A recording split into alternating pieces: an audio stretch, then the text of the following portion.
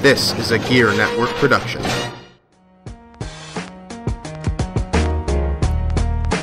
Ladies and gentlemen, it's your boy, Mr. Perez, and you're listening to the Better Live Than Dead podcast, brought to you exclusively on Gear Network. Listen in. Welcome. Episode number 28 of the Better Live Than Dead podcast. I am your host, Ryan Wolf. Sitting across from me, Mr. Perez. What's going on, peoples? Same people, same place, same podcast. How y'all New doing? news. New podcast stuff to talk about. That's right. How's it going out there?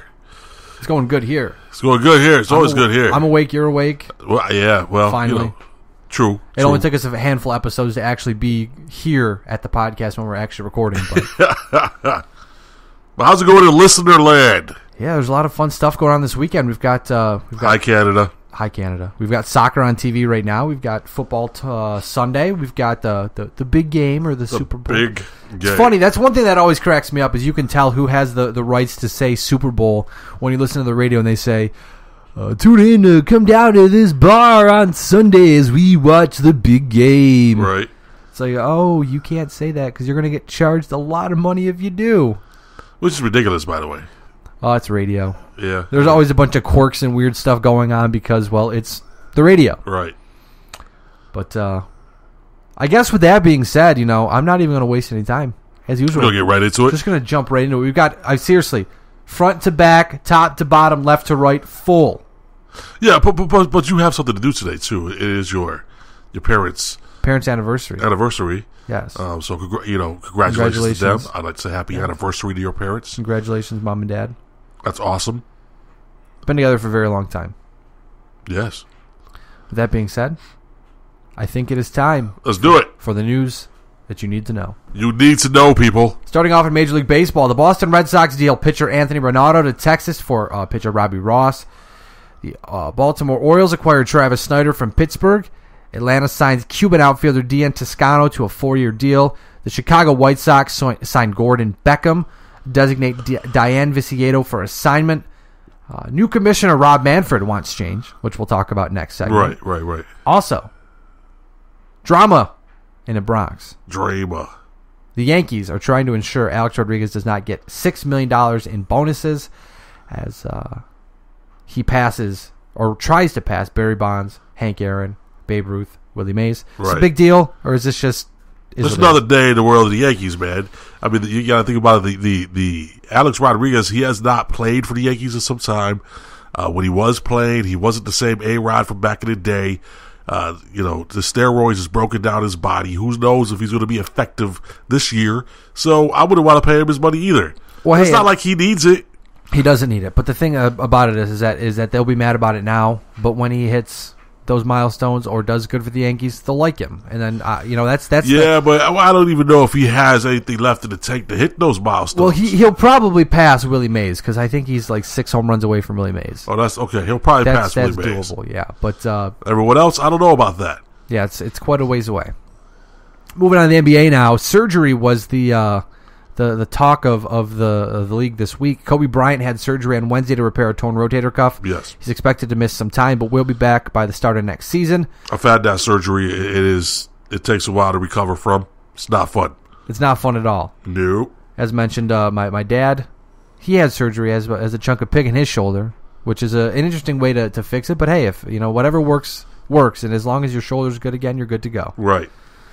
Hornets player Kemba Walker had a knee procedure which should sideline him at least 6 weeks. He tore a meniscus in his left knee. Oh, jeez, I've done that too. You're just a walking mess over there. Yeah, that's not fun either. Pistons guard Brandon Jennings out 6 to 9 months with a ruptured Achilles tendon. I haven't done that. And LaMarcus Aldridge, as we mentioned last week, he had an issue with his thumb. He tore a ligament in his thumb.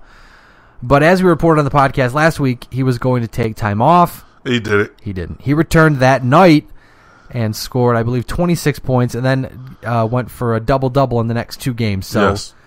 Apparently, plus 30 points both games. Apparently, it's not bothering him that much. No, I played basketball all throughout high school, averaged 32 points a game, and there were times when I was playing with busted fingers. As a matter of fact, if you look at my finger right there that's bent, I actually broke that finger 3 times in 1 year. So I know how difficult it is to play with busted up fingers. I give him credit because he's playing with the best of the best. By the way, Perez's middle finger, the tip of his middle finger is pointing at an angle that is not ideal. On my left hand, yes, it won't straighten. Like I can straighten it, but like no, it's not. It's not straightening much. Yeah, doing that hurts. It's not. No, it's not going anywhere. It's kind of like it's not an L, but it's kind of like right. if you look between up and then an L, it's like midway. Midway, yeah. I don't know angles. I wasn't good at math. I failed.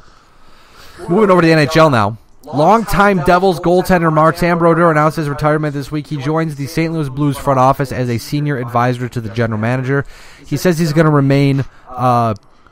He's going to remain in this role for the rest of the season under contract. Right. But most people believe in the offseason he'll return to the Devils. He'll formally retire because in his retirement he didn't mention anything about the Devils. He just was like, this is where I am now. They offered me a job. I'm going to take it. Right. But he'll most likely end up back in New Jersey where he does belong. Sorry, like that one day. Yeah, he has to. Yeah. I mean, it's just weird to see him in St. Louis, but right. They were the one that gave him a shot, and that's all that matters to him. The New York Islanders lose forward Kyle Okposo for 6 to 8 weeks with an upper body injury, and the big news out of the National Hockey League this week, Los Angeles Kings waived forward Mike Richards, who was then assigned to the AHL. In 251 games with the Kings, he had 132 points, only 5 goals in 47 games this year. He has a cap hit of $5.75 million for the next 5 seasons, which is likely why nobody picked him up. Some unnamed sources and GMs in the National Hockey League said, we still believe the guy can play. That contract is just poisonous, and we can't do it. We cannot do it. But the interesting thing about Mike Richards is that he is the only player in the history of hockey to win the Memorial Cup, the Calder Cup, the Stanley Cup, gold at the World Junior Championships, gold in the Olympics, and gold at the World Championships. So if you want to throw out the cliche that he's a winner, this guy's a winner. Right. That's just that. Moving over to the National Football League now. The big news this week was that Broncos wide receiver Josh Gordon tests positive for alcohol, faces a 1-year ban. Now, he wrote a nice article, I believe it was Medium.com is who put it out, where he owned up to his mistake. He said, I was to be tested throughout the rest of the season for alcohol. I passed all my tests. After the last game of the season, I got on a plane and went out to go on vacation with a couple of friends, and I don't know if they were players or just friends. He said he had 2 beers and 2 drinks. Right. He said he was not aware that the testing went through the rest of the league year. That's how they were doing it. And he said that was his fault. He was ignorant for assuming that once the season was done, that it was just till the season was over. Yeah. But he decided to call out some media people too, which was, I don't know if that was smart, but he sounded like he knew what he was doing, and he said his life is in order. He says he hasn't smoked weed since I believe since he joined the league. So he's just that he's got himself in trouble. He hasn't failed a drug test for weed since he got in the league. I can't remember exactly. I should have wrote more of it down, but sounds like a smart guy. Sounds like he knows what he's doing, but he hopefully does he now. gets better. I think he's learned from his mistakes. He certainly has learned, and I mean, you look at a guy like, and we're going to talk about later real quick, Justin Blackman in Jacksonville. That's a good guy you can look at and say, you know what, you got to get your stuff together. You got to figure it out, and if you want to be, in the NFL. I mean, both guys have loads of talent. They wouldn't be in the league if they didn't. But that's a true story. Hopefully he gets it figured out. Baltimore Ravens quarterback coach Rick Dennison is the new Broncos defensive coordinator. Wade Phillips is the new Denver defensive coordinator. I don't know if Dennison's the offense, Wade Phillips is the defense. I feel like I said that wrong, but I probably didn't. St. Louis Rams informed the city of St. Louis they will revert their lease to year-by-year status, potentially beginning the process of their move back to Los Angeles. It's a long and winding road to get there, but it looks like that's the first domino to fall in this process. Seattle defensive coordinator Dan Quinn is expected to be named the Falcons head coach on Monday following Super Bowl 49 or the big game. Speaking of Super Bowl 49, Marshawn Lynch spoke to the media on Media Day, the first day for 4.5 minutes, only answered, I'm only here so I won't get fined 29 times after the National Football League threatened to fine him $500,000. We're going to talk about this more next segment. I got a question for you. I want to ask you a little more about this Perez. Cool. On Wednesday, he said, you know why I'm here 14 times. Timed on his phone, 4.5 minutes and left. Ex-Giants defensive coordinator, Perry Fuel, to join Washington's defensive staff as a DB coach. Not a bad move. Rob Chudzinski, a hot offensive coordinator target, re-ups in Indianapolis, but now he's got a new title as the assistant head coach. Nice. Speaking of the Colts, Duron Carter, son of Football Hall of Famer Chris Carter, is reportedly agreed to a deal with the Indianapolis Colts. Carter played in the CFL for the last 2 years, had some issues with his life, with some, I believe, some drug problems and just some maturity issues, and got it together. It kind of like what you see with Josh Gordon, needing to get it together, and other guys who have gotten it together. You hope that works out for him. But that's a big deal for the Colts. And speaking of Justin Blackmon, as mentioned earlier, there's reports he could return for the 2015 season. There's a lot of hoops to jump through, but it looks like he could come back, and that would be huge for them and for him too. Excuse me. Also, speaking of the Jaguars, because apparently everything goes hand in hand this week, ex-Buffalo Bills offensive coordinator Nathaniel Hackett is the Jacksonville Jaguars quarterback coach. And just a quick heads up, he didn't follow Marrone to Jacksonville. He's got a good relationship with Gus Bradley. Okay. So it just happens to work out that way. 49ers quarterback coach Jeep Christ is the new offensive coordinator. Wait, what's his name?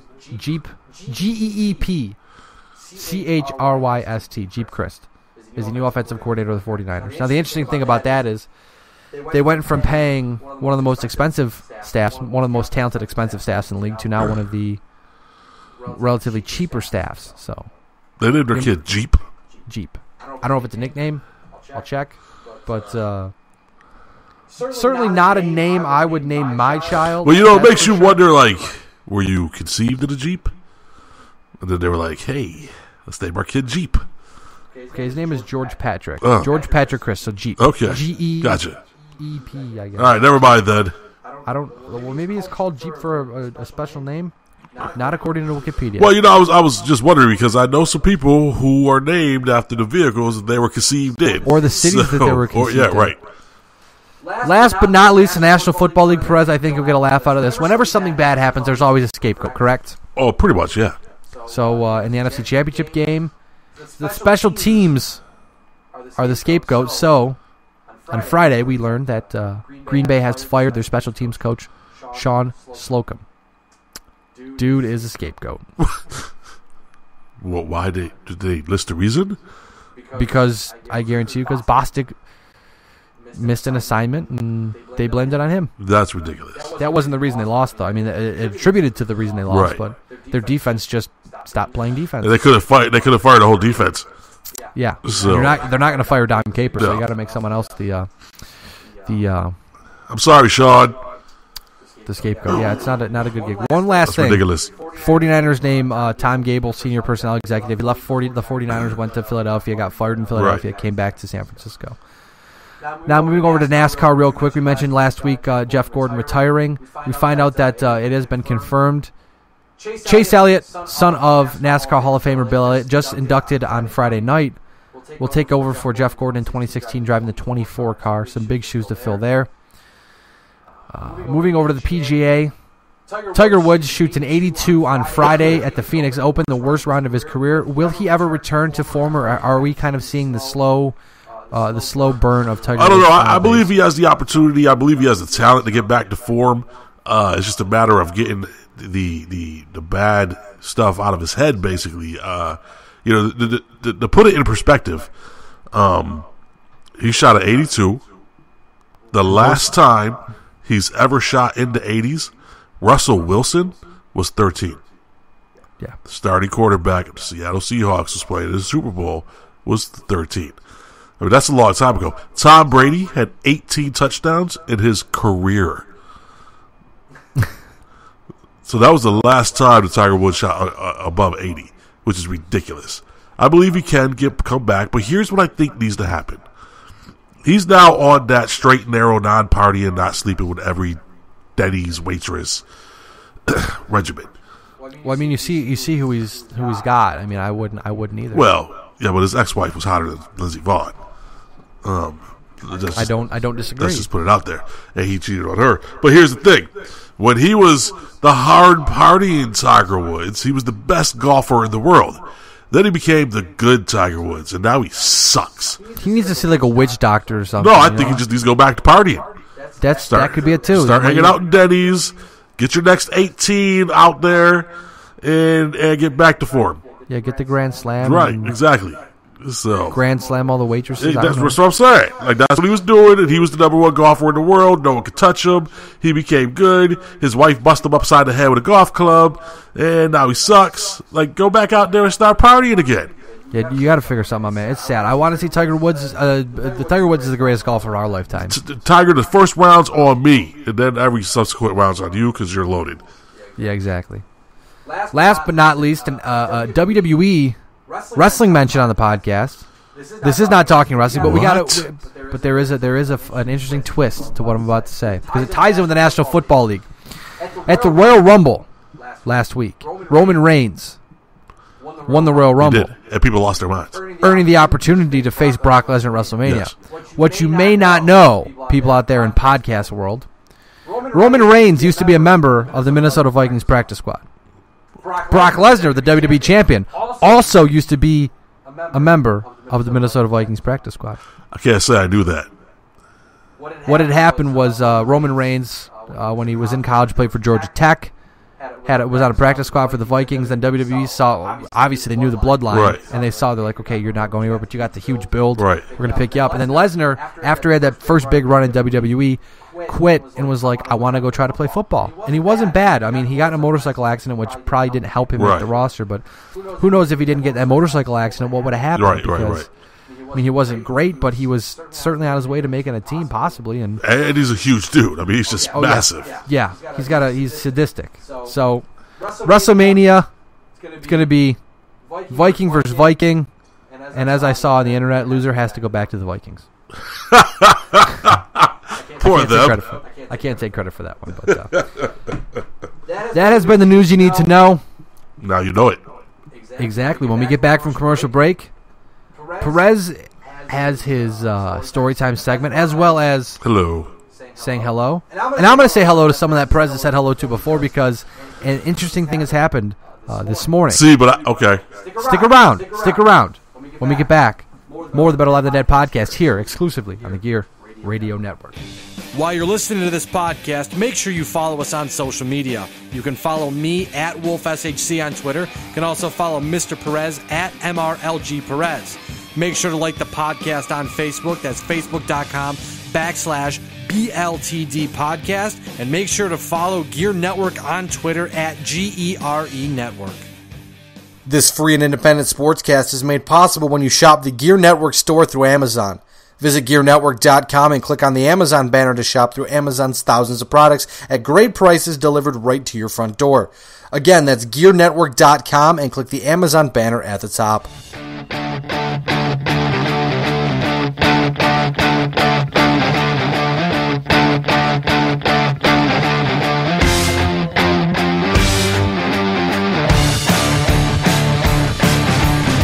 Ladies and gentlemen, welcome back to Better Live Than Dead.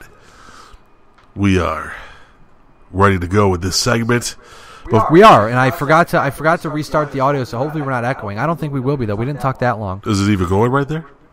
We are going. Okay, cool. We are talking. Cool. Not like last segment where we recorded a quarter of the segment and I didn't turn on the microphone. Right. I finally looked over. I was like, hey, the mics are not on. So if the first quarter of news you need to know sounded a little rehearsed, it's because we did rehearse it. Yes, we previously did it. not purposely, but first off, Perez, you'd like to say... I'd like to say hello today to Maria Sharapova. It's funny that you mentioned Simply because I know who you're going to say hi to. Okay. You're going to say hi to Venus. I'm sorry, Serena. Serena. For a good reason. Well, she won her 19th Grand Slam. She becomes the oldest winner. 33 years old. Australian women's title in the Open era, and moved into second place outright on the list of major champions, only behind Steffi Graf, who has 22. Yes, which is incredible, by the way. But I feel like, Maria Sharapova, who by the way, is very attractive. She has great legs, nice, long, great legs. I kind of feel bad for her because she's a very good player. But whenever she sees that she has to go up against Serena, she has to cringe inside because Serena Williams is 17-2 in career matches against her. So it's almost like she knows that she's going to get her right. her ass And you know, Maria Sharapova's got 5 major wins, so it's not like she sucks. No, she's talented. But she hasn't won a head-to-head meeting against Serena since 2004. For those who aren't looking at a calendar, that's 11 years. Yes. 11. Yes, and you know, two of those victories that Williams has against Maria have come in finals. You know, so she has to cringe whenever she sees that she's facing off against Serena, who's 17-2 against her. It's hard not to remain positive heading into that final. Right. I mean, it was a 2-set. Sharapova, I believe the second set was 7-6. Yes, but Serena dominated. yeah, she really did. She hit in the second set. She hit 16 aces. Like Maria just had no answer for her game, and at 33, Serena is looking unstoppable still. Yeah. You know, so I decided today that I would say hi to Maria Sharapova because she probably needs a little love right now. Probably feels bad, yeah. You know, she's probably tired of losing to Serena. But hey, Maria, She probably has a lot of plates, you know, because when you finish she second, has a lot of plates. You get a lot of She's plates. got a lot of plates. So you know, Maria, that's okay. There's still people out there who believe in you, who know that you're still a great player. You're gorgeous. Keep your chin up. So hi, Maria Sharapova. I thought you were going to go somewhere else with that when you said keep your chin up, but with that being said, No, dude. No, come on, no. man. It's the PG. That's why I didn't say it. I didn't say it. Come on.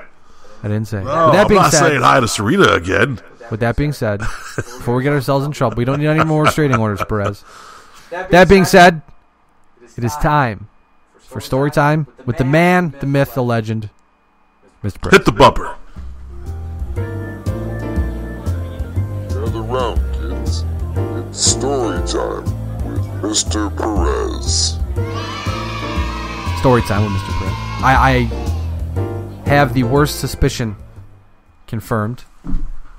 We only talked for 3 minutes from commercial to where we started, and we were echoing. So we're back to not echoing. Well, that's good. We solved the problem. Yeah, that's always a good thing. With that being said, farewell. You are good to go. Have fun with your story. All right, excellent. Well, you know what? I was thinking this week, what stories do I want to tell?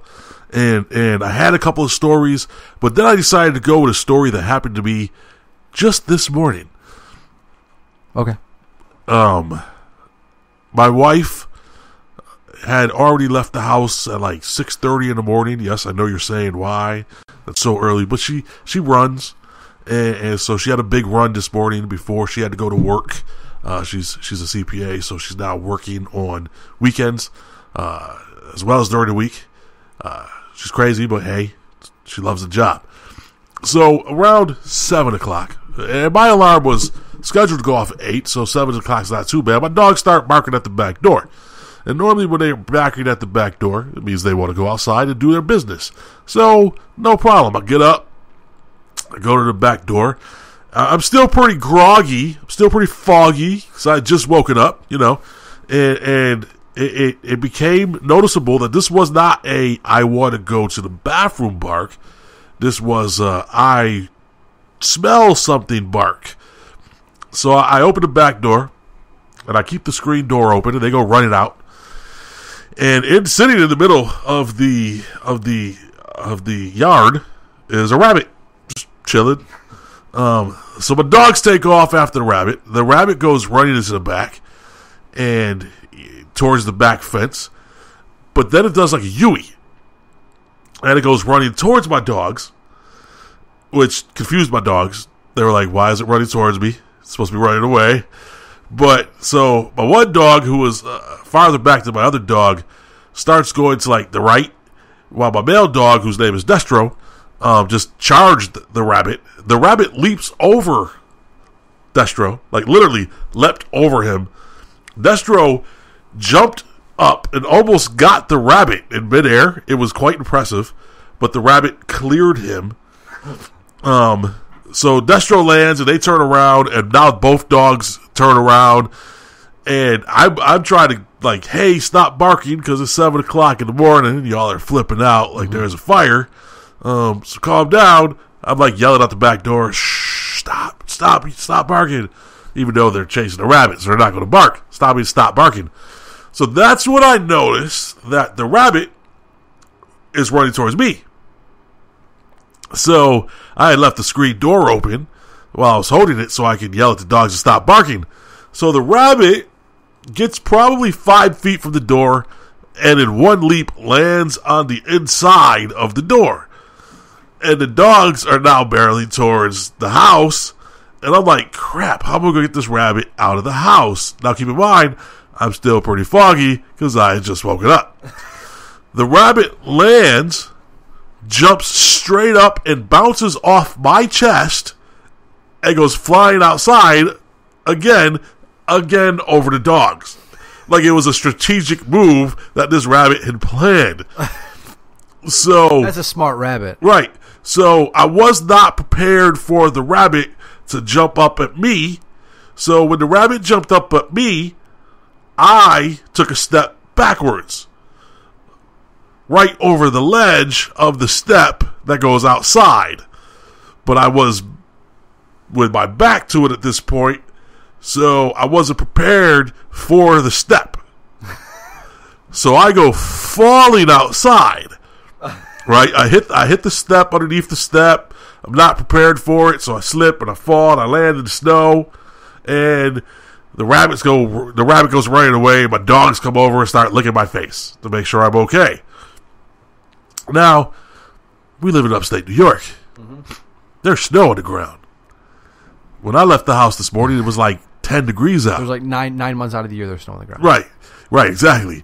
So it was 10 degrees outside. So now it's 7:02 in the morning, and I'm laying in the snow in my backyard after having just woken up. But now, here's the real problem. The real problem is I sleep naked.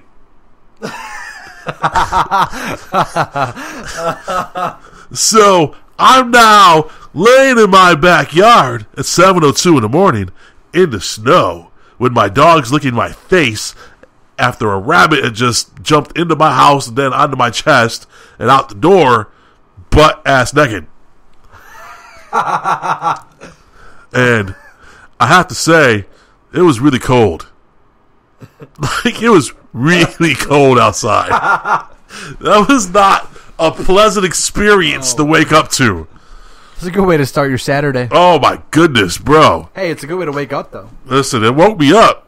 Well, It definitely woke me up because, like, I don't have a problem walking around my house butt naked because we got shades and all that stuff, and it's me and my wife, and we, you know, whatever. And I'll let the dogs out in the backyard because there's a field outside.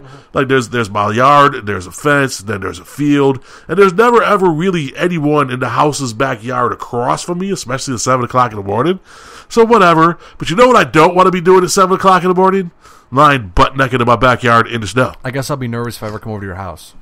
No, dude, just send me a text or something. Yeah, just don't just show up. Yeah, just don't show up because you never be, know. You might be naked. Yeah, me and the wife, you might be walking around naked. 3 o'clock in the afternoon, you know. Hey, listen. When I lived in Orlando, I'm gonna give you a second quick story. So you're a grown man, do what you want. It's your house. That's right, I can. When I lived in Orlando, I'd gotten off of work, and I went back to my apartment. And it was like 2-ish in the afternoon, and I take a shower because I was an assistant kitchen manager at the time, and we had just got done with the lunch rush. So my girl shows up. So, you know, we fornicate, and we fell on the floor. We did a little rolling around on the floor and stuff, and we get done, and I hear knocking on my apartment door. So I'm like, I wonder who that is. They're knocking pretty insistently. So I go and I open the door, and it's the guy that lives below me. And he's like, hey, okay, so you're here. I was like, yeah, why, what's up? He was like, dude, I heard like a bang and then like stuff rolling around on the floor. I thought someone had broken into your apartment. It's 3 o'clock in the afternoon. And so then my girl comes walking out of of my bedroom to go to the refrigerator to get a water, and she's butt naked. And so he looked at me and was like, "Oh, I see what's going on." And I was like, "Yeah, man, you know, skyrocketing fight, afternoon delight, you know." So So yeah, I mean, people act like you're getting it on. Yeah, in the afternoon, there ain't never a bad time to have sex. Never a bad time. So, but yeah, dude, butt naked, backyard, 7:02 in the morning, in the snow was not a pleasant way to wake up. That being said, that was not fun. It's a good story. It's a funny story. Like if you think about it, like the mental image is probably pretty disturbing. So don't go there. But if you think about it, that's quite funny. It's hilarious. It is hilarious. Yes. Stupid rabbit like jumped into my house and then like kicked me in the chest. Jean-Claude Van Damme rabbit or something. For real, it was pretty funny. That being said, it's another successful week of the Storytime with Mr. Perez segment. Hi, Maria Sharapova. Hi. When we come back, we're going to talk some Major League Baseball real quick. As we mentioned, new commissioner wants to change everything about baseball. Get off of my lawn. That's how I feel. Yes, I agree. More about baseball when we get back here on the Better Live Than Dead podcast. Perez, I must ask you. What ask me? How did you do this year in fantasy football? Yeah, I don't want to talk about it. Well, guess what? I don't want to talk about it, man. I've got good news for you. What? FanDuel Yes. allows you to win all that money back that you lost That's good because I lost a lot of money. in fantasy football. But here's the catch. What's the catch? Fantasy hockey, fantasy basketball, 1 week leagues. That doesn't sound like a catch to me. You can win a lot of money. I like that. Just like you did with the fantasy football on FanDuel, you can win it with hockey, with basketball. Check it out, GearNetwork.com/FanDuel. You get the money on FanDuel. You help us out over at the Gear Network. We get money, you get money. Everybody's happy, and Perez is happy because he won all that money back from I'll be real happy with that. fantasy football, which he lost because, well, Perez is really bad at fantasy football. Oh, man, don't even talk about it. John Cimino here, a.k.a. JC Money, inviting you all of you listeners, to join us on the Gear Radio Network once a week for Get Ready America, where JC and DC, the executive producer, my co-host Don Cimino, will be talking news, sports, whatever comes to our mind. It's a variety show that goes all over the place. It's awesome. You should check it out on Gear Network every week.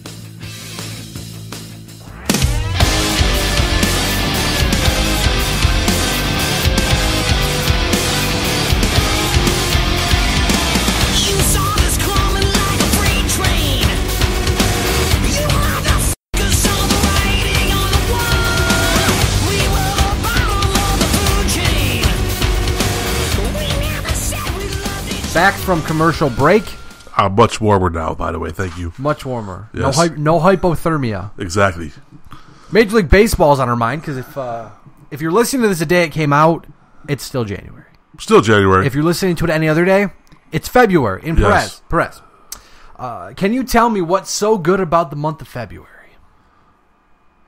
It's 1 month closer to summer. Pitchers and catchers report. So yeah, There's you're that, right. too. You are right. You are very right. Now, with that being said, Major League Baseball has introduced and given us a new commissioner. Obviously, last year Rob Manfred was announced as the new commissioner of baseball. He's kind of a goofy looking dude, too. He is. I don't really know where I was going with that for a second, which is kind of why it sounded really awkward. Yeah, he's kind of a goofy looking dude. Well, here's the cool thing. I'm going to try to do this, and this is a tip for everybody out there. I have an autographed Major League Baseball from Bud Selig. Okay. I wrote a letter to Major League Baseball and said, hey, big fan, I wanted to know if you could send me autographed baseball. And he did. I wonder if Rob Manfred will do the same thing. Well, there's only one way to find out. Write a letter to Major League Baseball. That's right. They have baseballs. I mean, it's Major League Baseball. It's not like I have You to would give them think they would have a couple. But it's really cool to have a baseball signed by the guy who printed on the baseball. Right.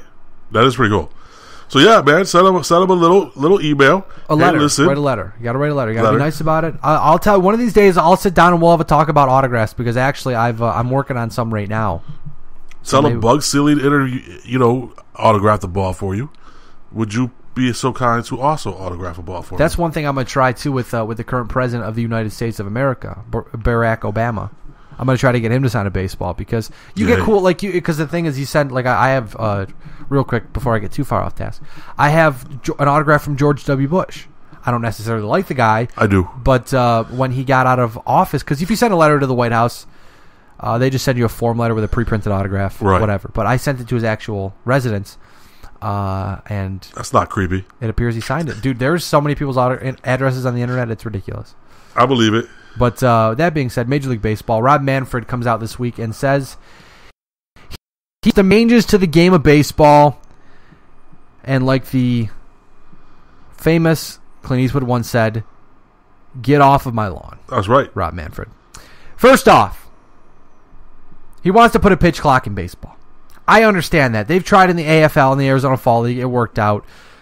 It might be weird, and it's going to be weird. Like if Rochesterians listen to the podcast, you go to a Red Wings game this year, you're going to see a shot clock at Red Wings at Frontier Field, Red Wings games.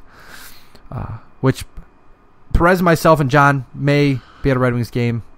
Yes. We'll hang out, have Gear Network night. We'll see y'all there. I don't really have a problem with the shot. I don't have a problem with that because they're trying to speed up the game. And the games could go very long. Red Sox Yankee games go 4 hours? Yeah, between tapping the dirt off your shoes with the bat, grabbing your crotch. Yeah, they want to make it where you can't step out. Like the rules are you can't step out of the box. Well, you should be able to step out of the box. Well, you can't step out of the box for more than seconds. Or okay. If you after commercial breaks, you have 30 seconds to start throwing pitches. So it's going to be sped up.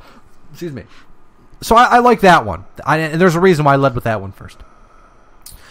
The second one, the second thought he passed along, which he quickly backed off of, relievers need to pitch to more than one batter. What? Yes. That's something that came out of the commissioner's mouth. Now, the problem in baseball recently is that the offense in baseball is decreasing. Yes, we know that. Right. So he feels if you don't have specialist pitchers that it may create more offense. While I understand that, get off of my lawn. Don't. Stop. Just don't do that. That's strategic Exactly. planning, you can't take away strategery. And before we get too far into the strategery, as you so well put it, I like that word. They want to eliminate shifts. Why? To increase offense. But here's the deal. I'm going to smack my notebook for comedic effect. Strike zones are getting worse in baseball. We know that. They're calling bigger strike zones. Right. So, which is kind of ridiculous. So make the strike zone smaller. And the pitchers are throwing faster. So that's just that. There's nothing adhere to the smaller strike zone. Exactly. If you make pitchers throw strikes and not paint. Right. And batters have better pitches to hit. Not everybody's Mike Trout, okay? But as you can tell, the pitchers have gotten better. The offenses have gotten worse. Yes. It's what we go through in baseball. Back in the early 90s, early to mid 90s, and even the mid to late 90s, it was power hitting. Right. Obviously because of steroids, most likely. But you still look at it and you think to yourself, wow, it's really hard to hit off Clayton Kershaw. Yes. Or when Verlander's not throwing crap, when he's throwing gas, it's hard to hit off of him. Or like Aroldis Chapman. Right. I don't know many people who can hit a 105-mile-an-hour fastball. Me neither. But did those exist 10 years ago? No. 105-mile-an-hour fastball is just stupid. Yeah. And he's done it multiple times. It's awesome. I mean, good for him. I just hope he doesn't throw his shoulder out. No. I just don't like this idea. Yeah. Don't come into the game. I like changing some things, like make the game your own, because you have to leave a mark. That's how it always works. But don't like the reason the Tampa Rays. This is the only time you'll ever hear me fight for Tampa, for people like Tampa. But the reason they've been so successful is because they're a small market team. They can't afford to pay for big name players, right? So they use strategy to their right. strength. That's what they're doing in Los Angeles now. They hired all the Tampa Bay people plus then some. Right. And they're going to figure it out, and they're going to use it to their advantage. They're going to have a lot of money, but they're also going to have strategy. That's what baseball is about, strategy. Strategery, as I like to say. I mean, yeah, for the sake of David Ortiz and the Boston Red Sox, would I like to see shifts eliminated? Absolutely, because Ortiz would probably have 40 more hits a season. Right. But it's about part of the game. It's all about adapting. Yes. You adapt and you adjust, and if you can't adjust, you say it's all about adapting, and you got the people who are down for this will be like, all right, it's all about adapting to the non-shift. But the shift is a strategic portion of the game. You're trying to eliminate this person from getting a run or possibly driving in a run. It's stupid to want to take that away. It's like what they're saying in football this week, like what Tony Dungy said, how the Patriots have mastered the rule book and can use the offensive this guy's ineligible, this guy's eligible, that guy's ineligible. He said that shouldn't be allowed. No, it should be allowed. It's in the rule book. It's in the rule book. They have mastered the rule book. Sorry if you can't pay attention good enough or you can't adapt fast enough. Adjust to it. Exactly. Adjust or be left behind. Right. And as much as I don't like the Patriots, Bill Belichick is a master strategist. He's a wizard almost. He really is. You got to give him his props. Exactly. He knows how to use that stuff to his advantage. Yes. So get off. It may not give them. It may not there's something that came out, and I know we're talking baseball, but there was something that came out that said there was a penalty. There's supposed to be a penalty on a play that they use an illegal. They use a shift and had an offensive lineman catch a touchdown. The touchdown Nate Solder caught in the championship game. They said that should have been a penalty because someone they were ineligible to play, then eligible the next play, then ineligible to play after. But you can't do that unless you sit out a play or there's a stoppage. And there was a stoppage. But there wasn't for when he caught the play before. There wasn't a stoppage between the play before and the touchdown. So the guy who was eligible then ineligible, they should have got a 5-yard penalty. But you should know the rule book, right? That's like earlier in the season when Lovie Smith threw a challenge flag. Yes, or not Lovie Smith. I'm sorry. I just went totally blank. Sorry. Head coach of the Bengals. Yeah. That guy. Yeah, that dude. It's not Lovie Smith is the coach of Tampa Bay. I said Lovie Smith because it was Tampa Bay. My football brain is shot. But the head coach of the Buccaneers or the Bengals threw a challenge flag because the Buccaneers had too many men in the field, and that was after 2 minutes. But if you throw the flag, it's only a penalty. So he threw the challenge flag, realized there was 12 men on the field. They got a penalty. Play was overturned. Because the booth got a chance to review it. Marvin Lewis. That would make sense, yeah. So it's just all about knowing the rule book. Right. And that's what baseball is. Yeah, okay. You want to eliminate the shift to increase offense. No. Teach your hitters to be better opposite field hitters. Yeah, that's a true story. There's a lot of pull hitters in baseball, which is why why shifts happen. Right. Yeah. No, it is what it is. Yeah, I agree with you completely. You want to get around the shift? Adapt or be left behind. Hit the opposite direction. And don't tell me that adapting means getting rid of the shift and adapt to that because F you. Right. Because if you're going to tell me the second baseman can only play in a box, and if he's out of the box, it's going to be, an automatic hit or something, I'm going to break his baseball bat and stab you with it. Right. I'd like to see you break a baseball bat. I got a broken one over there already. Pre-broken. Yeah, but did you break it? I bought it broken. Yeah.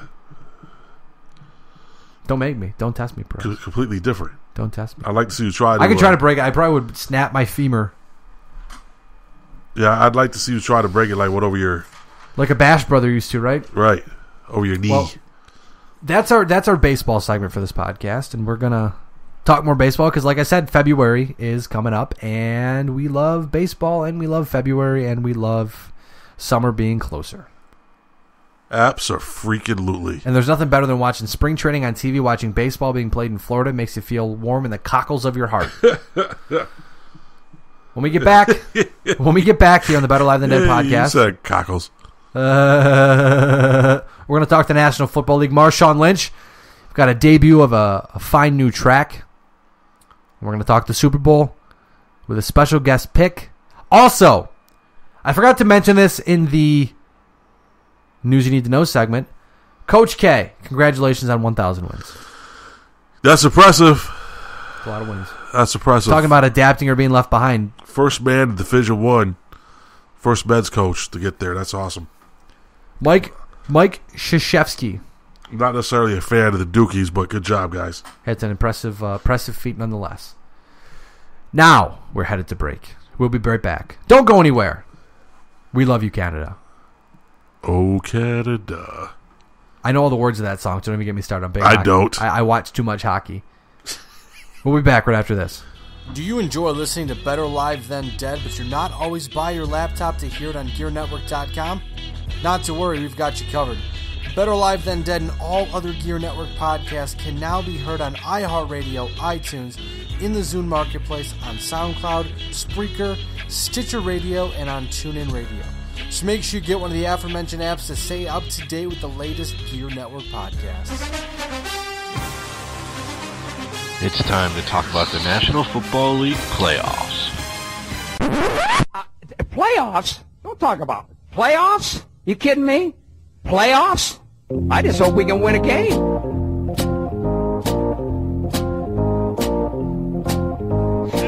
For the last time in this season, Playoffs. We unfortunately have to say that, but that bumper will be back next year. That's good. I like that bumper.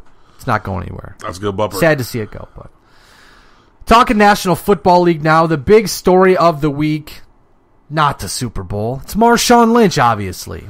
Now, as mentioned in the news you need to know, I'm here so I won't get fined was uttered 29 times so he would not get fined. Not just by him either.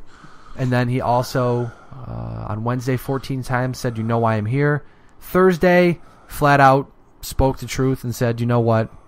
Essentially, you guys are going to shine a light on me whichever way you want to for whatever story you're going to write.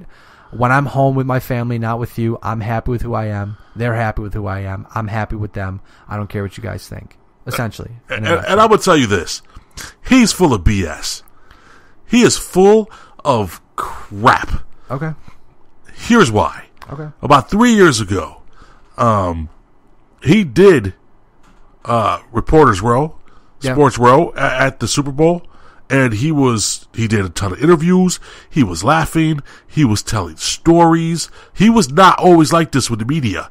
Something happened in Buffalo to make him like this with the media. No, something happened recently. Must have, because it started last year where he just got sick of talking to the media. Right. And then last year was all about that business boss, you know. Yes. And then this year he's talked to the media, and then as the season went on, he just said screw it. And yeah, so I think he's full of crap. But well, you might be onto something there. But I think the people who are full of crap, the National Football League, threatening to fine him. Listen, no.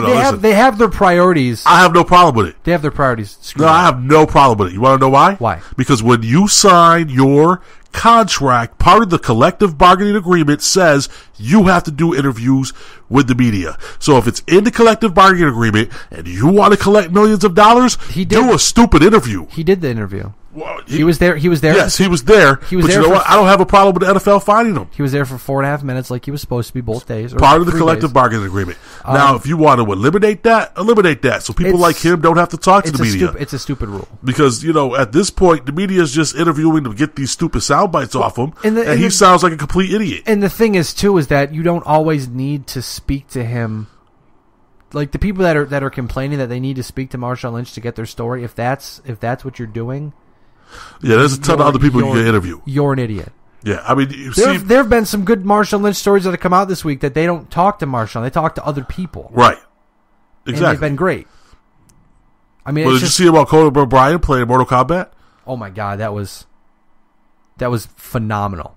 The greatest part of that video was Marshawn Lynch and Rob Gronkowski bonding over Buffalo. Yes. Because naturally, it's great because, people love, there's a lot of love for Buffalo nationwide. But it always seems to be, whenever two people know about Buffalo or love Buffalo, it always seems to bring them together. It's crazy. That's kind of crazy. I mean, what's the love about Buffalo? Buffalo's great. If you say so. Buffalo's great. I like the Tinderbox out in Buffalo. Buffalo's great. And I like the original Acre Bar Grill. Aside from the Buffalo Sabres, who have lost 14 straight in regulation and are most likely going to set the record for most losses in a row, which is currently 17. Buffalo's great.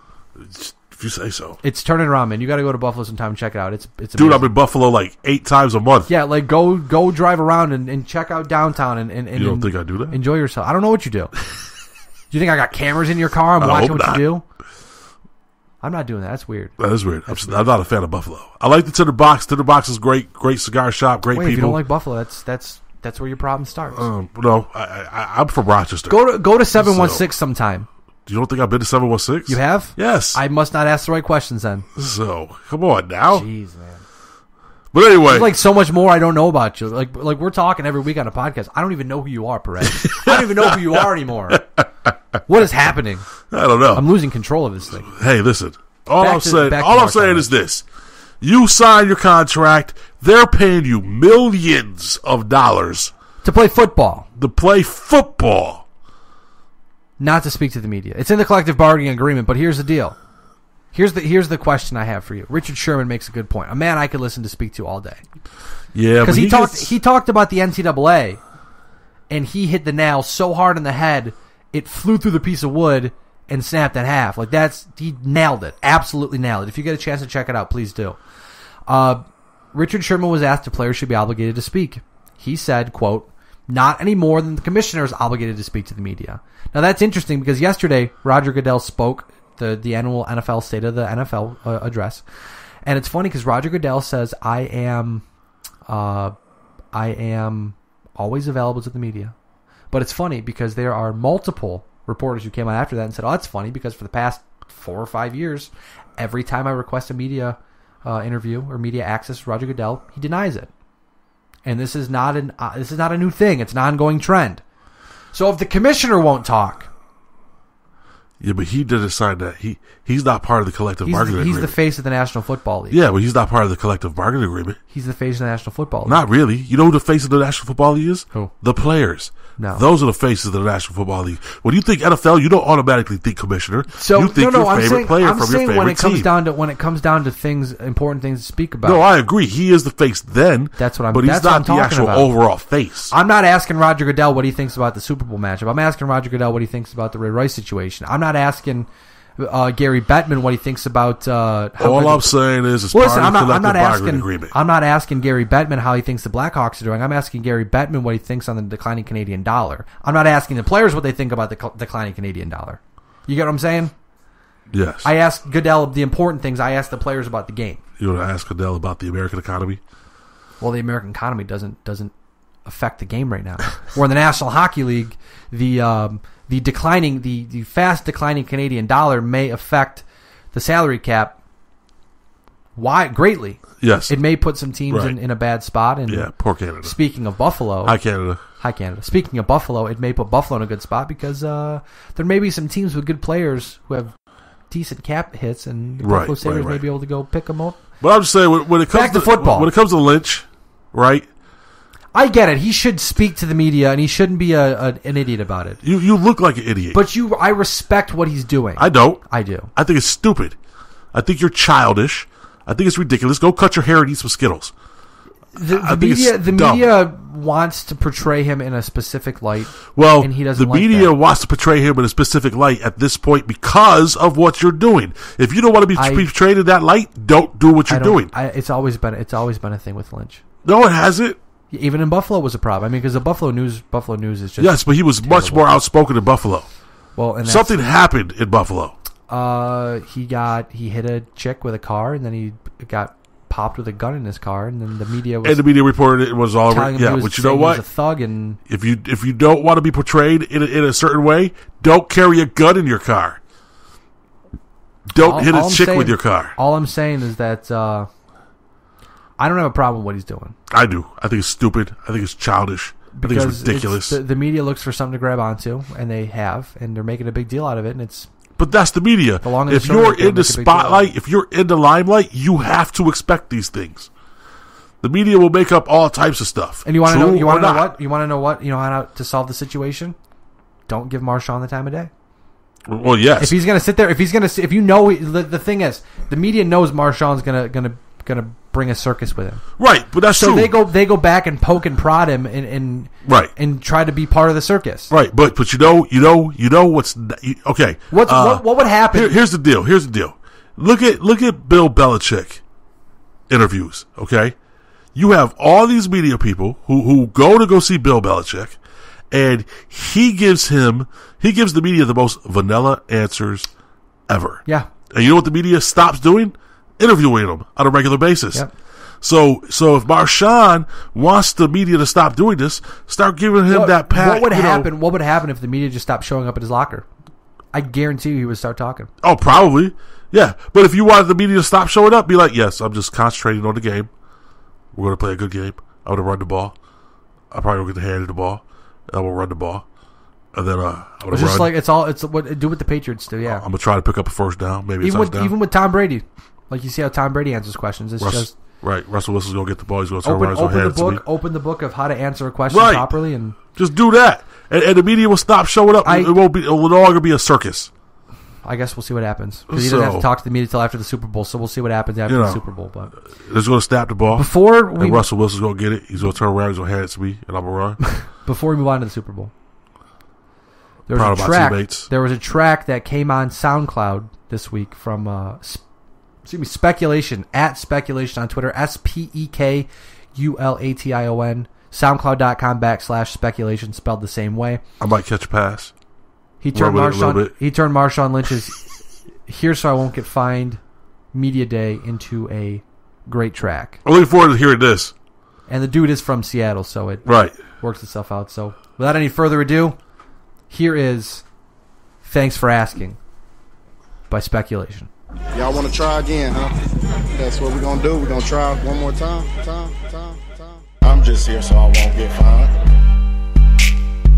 Just here so I won't get fined.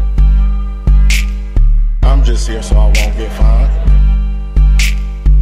Just here so I won't get fined. So you won't get fined. So I won't get fined. I'm just here so I won't get fined. Just here so I won't get fined. I'm just here so I won't get fined.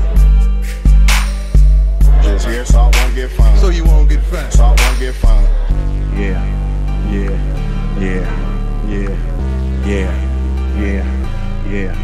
Maybe. Yeah. I don't know. Thanks for asking. I said, thanks for asking. Appreciate it. Thanks for asking. It's simple. The 12s. I'm just here so I won't get fined. Just here so I won't get fined. I'm just here so I won't get fined. Just here so I won't get fined. So you won't get fined. So I won't get fined. I'm just here so I won't get fined. Just here so I won't get fined. I'm just here so I won't get fined. Just here so I won't get fined. So you won't get fined. So I won't get fined. Are you still about that action, boss? Hell yeah. Yeah. I'll tell you what, man. That's pretty funny. That's some good use. Yeah, of your technology. And it just makes you think that there's a lot of people out there that are pretty talented to just string that together and get that good. Well, I probably could, but you have a past in it though, right? I don't. It's true. Well, you've done everything in life. I mean, yes, well, you know everybody, and you've done pretty much everything. Yeah, well, I do know a lot of people, that's for sure, and I've done a lot of stuff. Well, with that being said, we've got some breaking news coming across the board. Right, a rebuttal to the Marshawn Lynch "Thanks for Asking" song. Yes. That I have to send a stick tap to Chris Downey, past guest on Better Live Than Dead, who tagged me on the face page. Thank you. I had Perez almost in tears. It was quite humorous. With that being said, we present to you Tom Brady. Was it These Balls Are Perfect? He just thinks the balls are perfect. Balls are perfect. Check it out. We'll be right back. It was delayed. How did you guys on that sideline not know what was going on the field? With respect to the balls, and that there was obviously an issue with the balls. I don't think anybody knew there was an issue with the balls. To me, those balls are perfect. I can only speak for myself. I don't want anyone touching the balls, rubbing the balls. To me, those balls are perfect. Some guys like them round, and some guys like them thin. Some guys like old balls, new balls. They're all different, so you gotta feel them, and you gotta squeeze them. To me, those balls are all perfect. I juice the balls if I want. You know, I grip it, I grab it, I feel the lace, I feel the leather. I wouldn't want anyone touching the balls. I would zip those things up and lock them away. Some days, one ball may feel good, the next day it may not. I want to be very familiar with the equipment that I'm using. This isn't ISIS. No one's dying, but this is a very important thing, because to me those balls are perfect. I can only speak for myself. I don't want anyone touching the balls, rubbing the balls. To me those balls are perfect. Some guys like them round, and some guys like them thin. Some guys like old balls, new balls. They're all different, so you gotta feel them, and you gotta squeeze them. To me those balls are all perfect. You gotta feel them, and you gotta squeeze them. To me those balls are all perfect. You gotta feel them, and you gotta squeeze them. To me those balls are I grab it, I grip it. To me those balls are all perfect. Zip those things up, zip those up, and lock them away. To me those balls are all perfect. Like I said, I had no... Yeah. That was brought to you by Songify This, the people who brought you the Bed Intruder song. Still one of my favorite songs ever. Autotune is hilarious. It really is. It's amazing. That was quite humorous. That's what I need to be able to sing as autotune, man. I can't sing for life of me. It works for Akon. Hey, you know, speaking of autotune, you know who uses autotune but is a really good singer? T-Pain. I was going to say, it works for T-Pain, too. But he's actually a talented singer. Yeah, I've heard that. I actually watched something a couple weeks ago on YouTube where he just did an acoustic session. And right. I'm like, wait a second. This is like actual singing, and he's really good. I like T-Pain on I'm on a Boat. That's good. That's a good song. That's good, yeah. I remember when I was younger, because it came out a little while ago, that when Kiss Kiss with Chris Brown and T-Pain was real big. Yes. That's a long time ago. I guess. I want to check how long. It feels like it's like a couple days ago. I feel like talking about music real quick. Blink-182, the lead singer Tom DeLonge was fired. Whoever you ask, shuffled his feet. They got pissed and said we're going to bring someone else. And the lead singer of Alkaline Trio is going to fill in for him for now. I'm surprised by that. But I was like, oh, do you remember their live album, the Mark Tom and Travis show live? Yes. I was like, oh, I remember when that song came out. That album came out. I remember I got it in the mail, I listened to it on my CD player outside in the middle of the summer, because I'm pretty sure it came out in the summer. Or when I got it, it was summertime. Right, when you got it at least. It may have been in 2001 when I got it in the summertime. But it came out 15 years ago. And I could not fathom it's been almost 15 years. Well, that's kind of crazy. Kiss Kiss came out September 11, 2007. So yeah, it's been a couple years. Yeah, that's kind of nuts to think about. Got some gray hairs thinking about that, but great. How old are you? 23. Yeah, you ain't got no gray hairs. I've got like 7 gray hairs, dude. You could check it out. I got gray hairs. I don't want to check it out. I'm not an ape. I'm not a monkey. I don't need to go through your hair. I don't need to pick through your hair. Your Beavis looking hair. I'm gonna keep my. Thank you. It's because I woke up and came right in here. I was gonna throw a hat on, but I can't do that. Moving over to the Super Bowl talk. Super Bowl 49. Super Bowl. The New England Patriots face the Seattle Seahawks in the big game. Does that sound like a radio promo? Sure. I got a future in this business, kid. That's right. We both do. I hope so. We've been here long enough. I mean, hopefully we have a future in this game. But before myself and Perez talk, before I throw my phone at Perez... That's a good catch. Let's kick it over to the Get Ready America crew for their predictions on this most prestigious matchup that is known as the Super Bowl. The big game, the Super Bowl. All right, Don. It is Super Bowl Sunday Eve. We are guests on the Better Live Than Dead podcast. Hello, BLTD. Hi. All right. And they are doing a Super Bowl prediction, so I'm going to go with you first. Seahawks or Patriots, who do you got? Seahawks. And why do you have the Seahawks? I have the Seahawks, honestly, just because I think they have the passion to win. They're determined to win. They believe in themselves, and I think that's what's important. I think the Patriots are, not in probably the greatest mindset right now. Right. I agree. And I'm going to go with you on this one as well. I am going to go with the Seattle Seahawks. Their defense is, honestly, it's still the same defense that it was last year, and they rolled Peyton Manning and a much better Denver Broncos team last year. They are still intact. They are still together.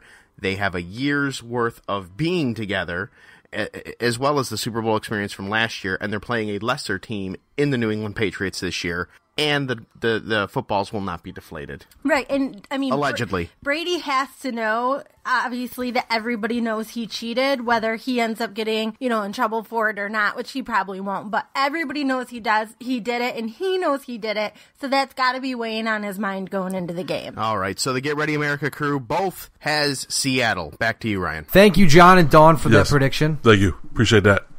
Listen, man, I don't know why everyone thinks Tom Brady was the big cheater here.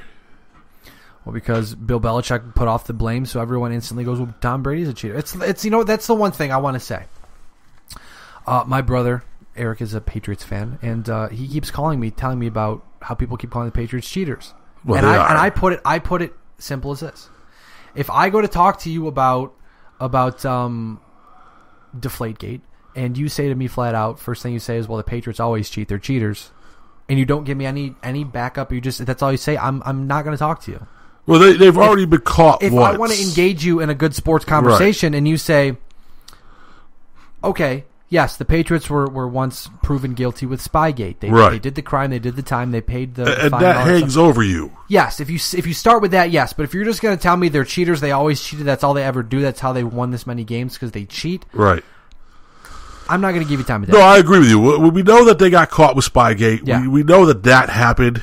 It kind of was brushed under the rug. Like, not a lot came from that, which is amazing. Well, because naturally, with the National Football League, the same thing that'll happen with here, sorry to cut you off, same thing that'll happen here is that we'll never get the actual findings. Right. What'll happen is they'll just say, we figured out what happened enough. Yeah. We're going to fine the Patriots $250,000, take a pick away from them, and then they'll say, at a later date, we'll release the findings, and then they never will. Yeah, I agree with you. But and like we were talking about earlier in this podcast, the Patriots know how to play within the rules.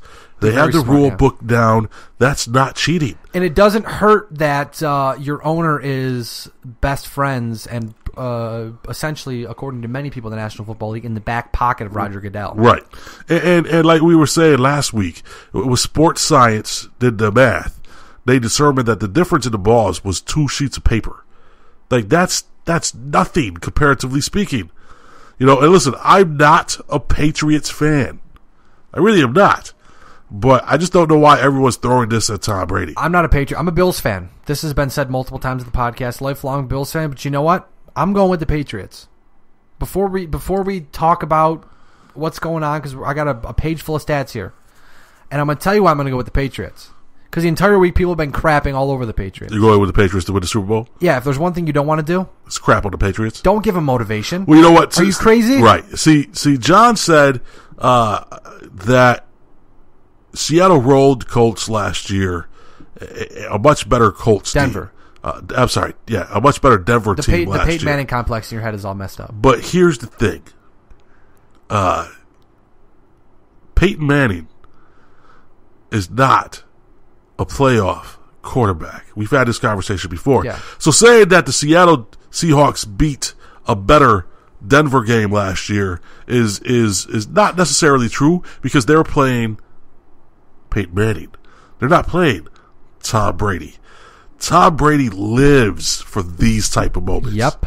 He's a great quarterback in these type of moments. The Patriots have proven that they're a very dangerous team this season. When they started out very bad at the beginning of the season and everyone was like, oh, they're done. When they lost to the Chiefs and people in Boston were calling for him to be cut. Yes, the demise of the Patriots. Please cut him. Please do. And look what happened. They went nuts. You doubt them, and look what happens. They went nuts. And I guarantee you, if the Patriots get a lead and get the chance to go for the throat, they'll go for the throat 5, 6, 7, 8 times. Oh, absolutely. Because Bill, the hoodie, he wants to make a point. Oh, the hoodie has no problem running up a score in the Super Bowl, nonetheless. Right. The hoodie loves that type of thing. Now, I'm gonna run down some stats here because as we've learned. Do you want my prediction? Do you want to give your prediction now? Give your prediction now, and we'll talk. I'm gonna go with the talk. I'll come back. Okay. Because you know what? I'm up in the air. By the way, real quick. Speaking of trophies. Yes. Your trophy. I have the invoice in my email. Very cool. I need $12 from you, $12 from John, and I've got a very special piece to add to the trophy. I can't tell you. John already knows, and John laughed his ass off. Okay. All right. I'll bring you $12 next week. We'll get to that later. John, $12, please. Because I have money this week, so I can buy it. And that was the deal.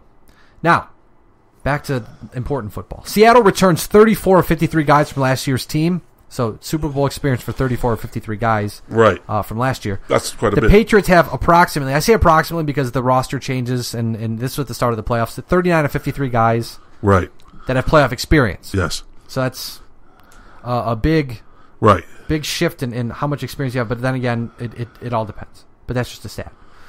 The Patriots are the first team in Super Bowl ever without a rusher in the regular season who had 100 attempts. Right. Shane Vereen had 96. Stephon Ridley had 94. Jonas Gray 89. LeGarrette Blount had 60. That's interesting. When both teams met in 2012, Seattle won 24-23. The UMadbro game, that's what everyone's referring to it as. The game that kind of put Seattle on the map. Right. People had known about Seattle, as mentioned last week by our friend Jackson Bevins from Field Goals. He mentioned Seattle was on the map in Seattle. Everyone knew they were good, but the entire NFL did not know they were good. And that game was like, holy crap, these guys are for real. Since that loss, New England is 37-11. Since that win, Seattle is 38-11. The only extra win, last year's Super Bowl 48. That was per ESPN. Now, the interesting matchup of the Super Bowl is going to be Darrelle Revis or Richard Sherman. Who's going to be better? Right. During the regular season, Revis allowed a 70.5 quarterback rating. Sherman, a 38.7 quarterback rating. Now, the question I have for you is, who will have the bigger effect? Do you think? Sherman with a busted-up elbow or Revis who's quietly been good? Well, here's the thing.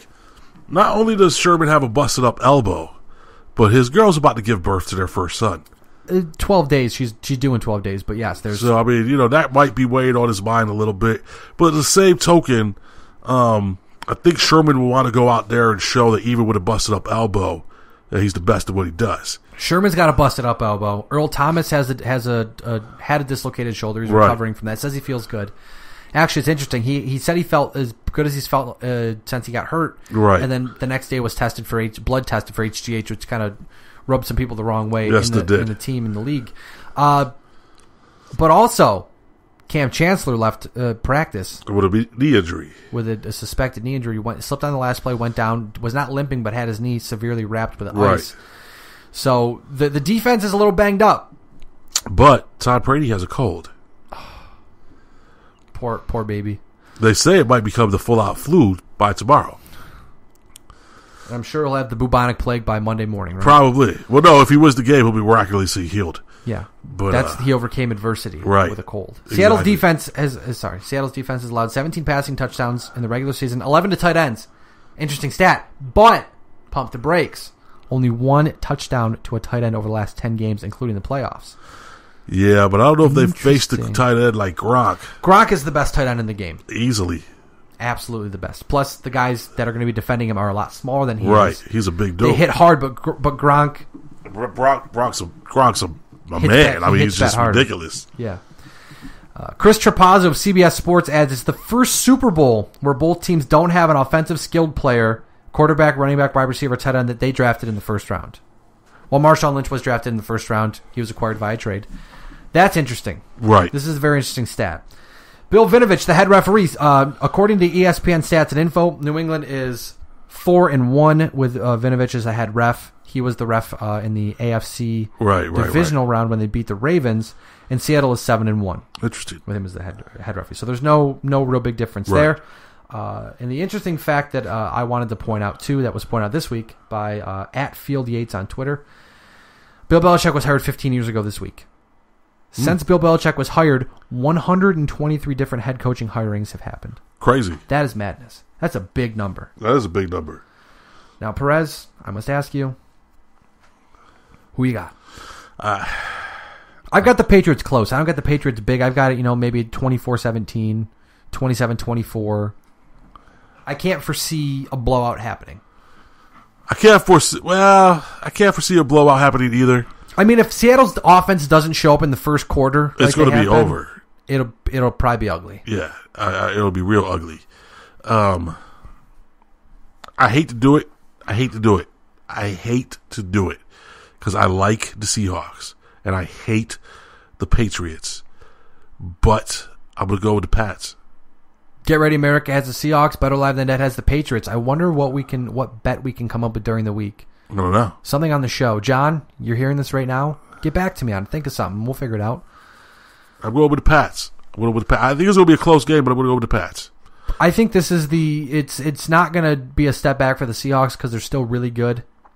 But I think this will be like the final feather in Tom Brady's cap. I'm not saying he's not going to retire after this year, but this might be the last hurrah for the Patriots. They're still going to be good, but it's hard to maintain. Brady wants his fourth ring. It's hard to maintain success in this league. They haven't had a defense this good in a long time. They've got Browner and Brady, or they've got Browner and Revis.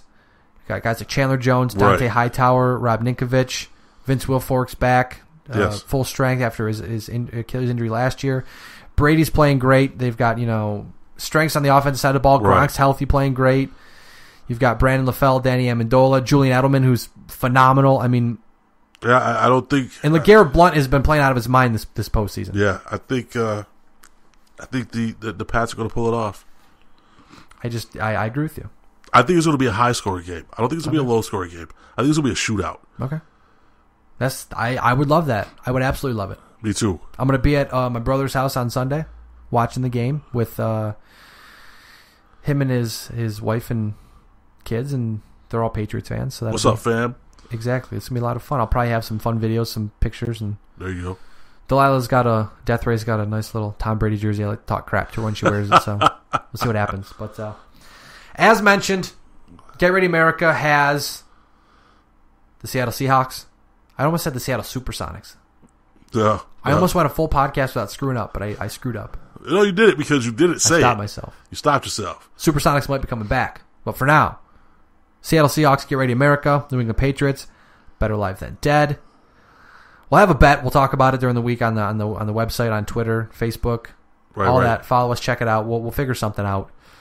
But that has been the Super Bowl talk. That'll be the final time we talk. Well, not the final time we talk NFL, because we're going to talk next week about the game. Right. And then March 10th, free agency begins. The draft after that. We'll always talk football, just like we always talk everything sports. Exactly. Here in Better Live Than Dead. We'll be right back. Don't mind me. I'll be chewing on my tongue during the commercial break. Closing segment when we get back. Hey, podcast listeners. The January song of the month is picked by the Queen of Gear, Dawn Samino, is I'm Not the Only One by Sam Smith off of his album The Lonely Hour, and you can purchase that via our partnership with Amazon. Check this out. The song itself is only $1.99, but take my word for it, there's not a bad song on this album, and I went ahead and purchased the entire album MP3 for just $6.99. That's right, $6.99. You can find this and other great songs, apps, and merchandise all through the Gear Network's Amazon page with no mumbo-jumbo, no additional charges, and no headaches. It's the easiest way to support this show that you're listening to, baby. Bookmark, save, and share the link, gearnetwork.com/Amazon. A successful product does not become a successful product on its own. Look at the Gear Radio Network, for example. We're a prime example. We had a lot of help getting here, and we can help you get where you want to go, too. Advertising rates are very low to start off here on the Gear Radio Network. Visit us at gearnetwork.com. Click on the contact link to send us an email, and we can work out the details. Again, advertise your product across all of the forums at a low, low rate here on the Gear Radio Network.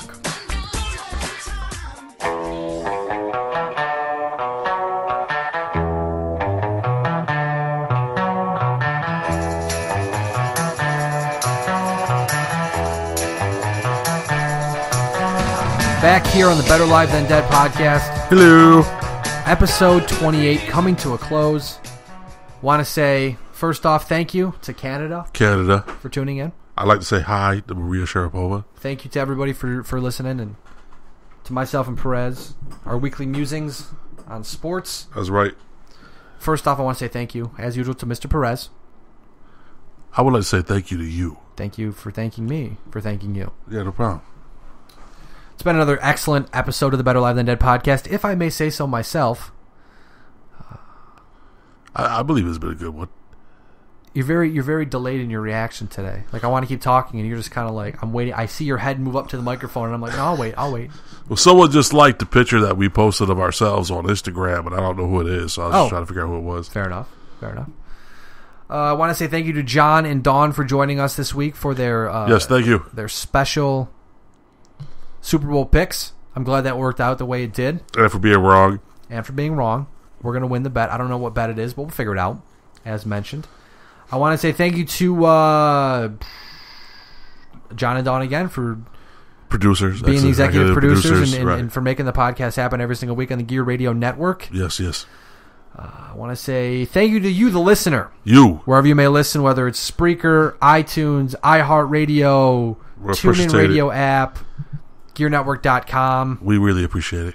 Xbox, PS3, thank you so much. You are the greatest. You are the reason why we are here. Yes. Each and every single week. Right. Next week, we'll be back to talk about Super Bowl 49.